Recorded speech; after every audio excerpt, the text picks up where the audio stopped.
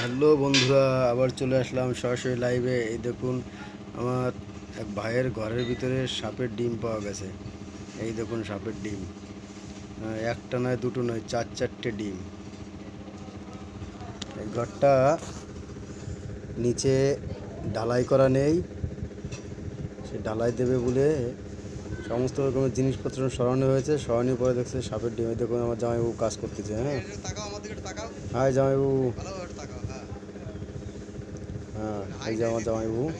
ও বাবা, হ্যাঁ, খুশি আছে, কাজ করতেছি। বলতেছে কাজ করে গামি যাচ্ছি, আর আমি আর তুমি ভিডিও বানাই বেড়াচ্ছ।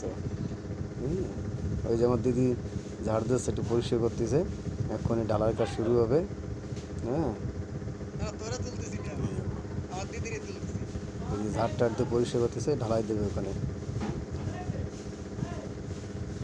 কিন্তু সাপের ডিম পাওয়া গেল, এটাই আছে বড় বিষয় না? ঘরটার ভিতরে সাপের ডিম আছে। হ্যাঁ, ঢালো, নাহলে মুশকিল আছে।